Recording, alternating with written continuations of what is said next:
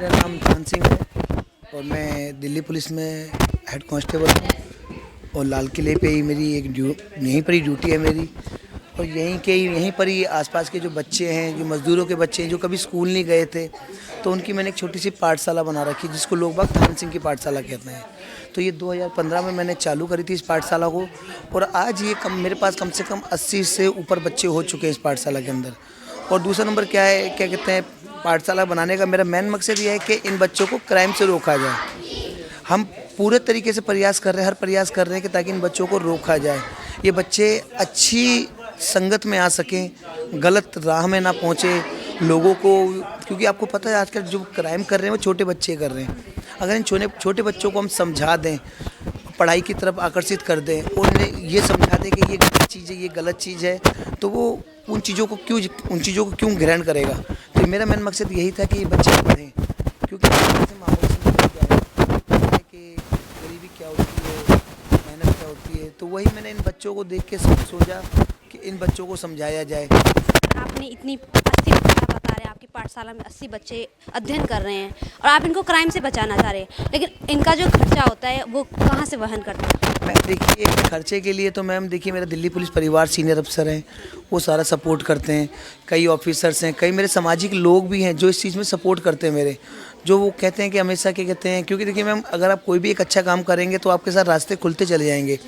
अब जैसे इनके खाने की कमी के लिए तो गुरुद्वारा शीशगंज साहब से इन बच्चों के लिए लंगर आ जाता है, क्योंकि जो उन्होंने कहा कि हम 20,000 लोगों को डेली लंगर खिला रहे हैं, तो इस 100 बच्चों को लंगर खिलाने में हमारी क्या दिक्कत है। मैन बात क्या थी, पहले हम बेसिक शिक्षा दे रहे थे यहाँ। अब मैंने इन बच्चों के स्कूल में हमारे सीनियर ऑफिसर्स को जब पता चला कि ये इतना अच्छा काम है, तो उन्होंने इस चीज़ को और आगे प्रोत्साहित किया और आगे बढ़ाने की कोशिश करी कि आप इसको और आगे करिए, जिससे कि इन बच्चों में अलग शिक्षा का, क्योंकि इनके माँ बाप भी कोई पढ़े लिखे नहीं हैं, वो बेचारे मजदूरी करते हैं, कोई लाल किला, कोई किधर आसपास के पार्कों में। तो ये पूरे दिन कोई कूड़ा बिनता था, कोई कुछ बिनता था। तो मेरा मकसद यही था कि इन बच्चों को पढ़ा दिया जाए। और फिर लंगर आने लगा, फिर बच्चे जो कोई राजघाट से बच्चे आ रहे हैं, तो यहाँ पर जब लोगों ने देखा कि एक पुलिस वाला ये काम कर रहा है, तो उन्होंने कहा जब ये पुलिस वाला ये कर सकता है तो हमारी तरफ से भी कोई मदद हो, तो वो मदद करने को सारे लोग मेरे पास तैयार हो गए। तो उन्होंने कहा कि इन बच्चों को लाने ले जाने की व्यवस्था हम बैटरी रिक्शे वाले करेंगे। तो यानी कि हर तरीके से लोग मेरे साथ जुड़े हुए हैं। कोई तमाम बच्चे कहाँ किन किन इलाकों से? मैम ये इलाके नहीं है मैम, ये राजघाट, विजय घाट, शांतिवन, लोहे का पुल, ये आसपास के सारे जगहों से बच्चे आते हैं। ये कश्मीरी गेट, तालकोटा स्टेडियम, तो ये वहाँ से। रहने के लिए घर नहीं है, खाने के लिए पर्याप्त संसाधन नहीं है, तो तमाम बच्चे यहाँ पे आते हैं। मैम देखिए, ये बच्चे इनके माँ बाप मजदूरी करते हैं और इनको छत है इनके पास, बस यह है कि शिक्षा का अभाव था, क्योंकि घर में कोई पढ़े लिखे नहीं थे, तो वो शिक्षा का अभाव था। तो वो शिक्षा देने का मेरा प्रयास था और इस मुहिम को और आगे बढ़ाने के लिए मेरे साथ माता सुंदरी कॉलेज से की जो लड़कियां हैं NSS वॉलेंटियर, वो सारी वॉलेंटियर जुड़ी हुई हैं। और मैंने कम से कम 5 लड़कियां यहाँ परमानेंट टीचर लगा रखी है, जिससे कि हमें डेली कम से कम, क्या कहते हैं मैम, जैसे आज आप आए हो पढ़ाओगे तो फ़र्क पड़ता है, एक टीचर कंटिन्यू डेली आएगी तो उसका पढ़ाई का अलग फ़र्क पड़ता है। और मैम ये वो बच्चे थे जिनको लोग बाग कहते थे ये बच्चे कुछ नहीं कर पाएंगे, और आज जब पिछली बार जब रिजल्ट आया तो 17 बच्चों ने स्कूलों में टॉप किया। सरकारी स्कूल गरीब बच्चों के लिए, हाँ जी, हाँ जी। प्राइमरी स्कूल है, बावजूद इसके आपको ऐसा स्टेप क्यों लेना पड़ा? मैम देखिए, वो स्टेप में आपकी बात मान ली, मैं वो वहीं तक है मैम, यहाँ तक जो प्रैक्टिकल दौर पे है ना, प्रैक्टिकल मैम जगहों पर तो हम रहते हैं ना, हमें पता है कि मैम क्या ज़रूरत, किस इंसान को क्या चाहिए। ये वहाँ जाते हैं तो कई बार इनको वापस भेज दिया था, तो इनके माँ बाप फिर सोचते हैं कि मजदूरी कर रहे हैं तो क्यों हम झाड़ी छोड़ें, तो वो झाड़ी भी नहीं छोड़ते, वो कहते छोड़ो क्या पढ़ना, क्योंकि वो खुद नहीं पढ़े। यहाँ तो मैंने उनके माँ बाप को एक वो प्रेशराइज़ किया कि आप खाली अपने बच्चों को भेजोगे, बाकी सारा सब कुछ हम देंगे, आपके बच्चों को एक अच्छी सहूलियत देंगे। तो वो काम हमने किया, उनके माँ बाप को समझाया कि देखो आप नहीं पढ़े, कम से कम इन बच्चों को तो पढ़ाओ। इनकी छोटी छोटी उम्र में 14-14, 15-15 साल की उम्र में इनकी मदर की शादी कर दी गई। तो इनके दिमाग में मैंने वो चीज़ें डाली, इनके माँ बाप को समझाया, और इनके माँ बाप को जो एक दिल्ली पुलिस के प्रति इनका जो रवैया था ना, वो चेंज कराया। मैंने उनको विश्वास दिलाया। मैं सबसे पहले बड़ी चीज़ होती है विश्वास दिलाना। जब तक आप विश्वास नहीं दिलाओगे तो कोई भी बच्चा, कोई भी माँ बाप अपने बच्चे को नहीं भेजे। आप 2015 से कह रहे हैं इस कार्य को कर रहे हैं, आपके साथ अब तक आपने कितने बच्चे को ट्रेन करा? मैं बताऊँ, और कितने साल तक टाइम पीरियड क्या होता है? मैम मेरे पास कोई टाइम पीरियड नहीं है। मेरे पास पहले मेरी जो पढ़ाई यानी कि यहाँ पर जो पाठशाला थी वो बेसिक पे चल रही थी। बेसिक पढ़ाया, खाली उन बच्चों को गलत राह पे ना जाने दिया, अपने पढ़ाया, बेसिक नाम लिखना ये सब चीज़ सिखा दिया, उन चीज़ों से दूर रखा और फिर वो अपने अपने गांव चले गए। मैंने 3 साल पहले इन बच्चों को, जब बेसिक चलते चलते इन बच्चों की बेसिक कंप्लीट होने के बाद, फिर जब हमारे सीनियर अफसर को पता था, उन्होंने स्कूलों में बच्चों के एडमिशन कराए एजुकेशन डायरेक्टर से बात करके। फिर हाँ जी, सरकारी स्कूलों में मैंने 5-6 स्कूलों में इन बच्चों के एडमिशन करा रखे हैं, जैसे गुरुद्वारा शीशगंज साहब के में, खालसा स्कूल में और दीवान हॉल में, जैन संस्कृत में, अंगूरी बाग में। तो ऐसे ऐसे मैंने सब जगहों पर स्कूलों बच्चों को एडमिशन करा दिए, क्योंकि मेरे पास शिक्षा थी, प्रमाण नहीं था। प्रमाण देने के लिए मुझे स्कूलों में एडमिशन ज़रूरी था, तो मैंने इन बच्चों के स्कूलों में एडमिशन करा दिए ताकि ये बच्चे पढ़ सकें। और मैंने तो शुरू में ये सोचा था ना कि मैम कि मुझे 4-5 साल तो मैंने किसी को बताया भी नहीं था, क्योंकि मैंने सिर्फ यही सोचा था कि जब तक मैं यहाँ ड्यूटी है मेरी, मैं एक ऐसा रखूँ इन बच्चों को गलत राह पे ना आने दूँ। आप यहाँ पे कितने देर इनको क्लासेस देते हैं? मैम यहाँ पर डेली ये 2 बजे आ जाते हैं, 2:30 बजे, 2 से फिर ये 2:30 बजे तक खाना खाते हैं, फिर ये आधा घंटा 1 घंटा खेलते हैं, फिर 3:30 बजे इनकी क्लास चालू होती है, 5:30-6 बजे तक बच्चे पढ़ते हैं।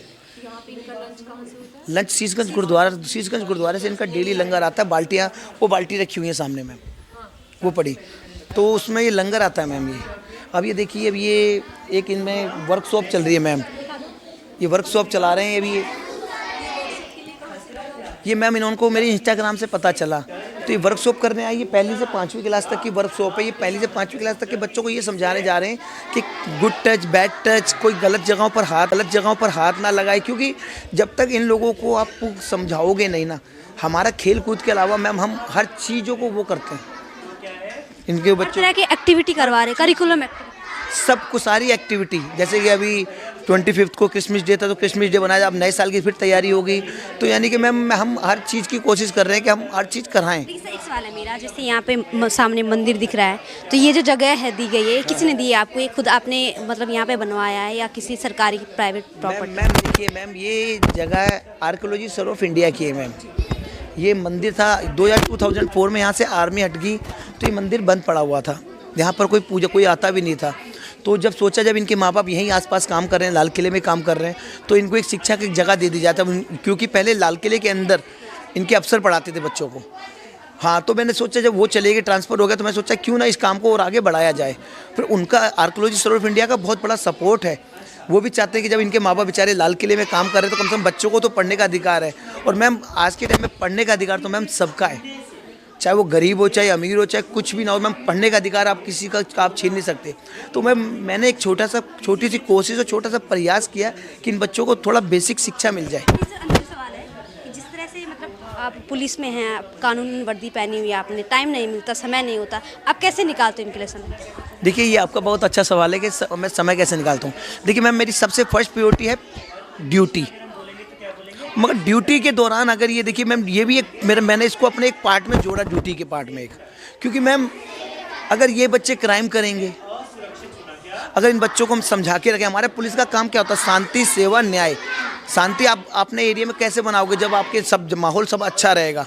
सेवा आप कैसे दोगे? कि आप जब अमीर गरीब सब बच्चों सब लोगों से मिलोगे। न्याय कैसे दोगे? न्याय मैम जब आप सबको बराबर सबको समझोगे, इक्वल।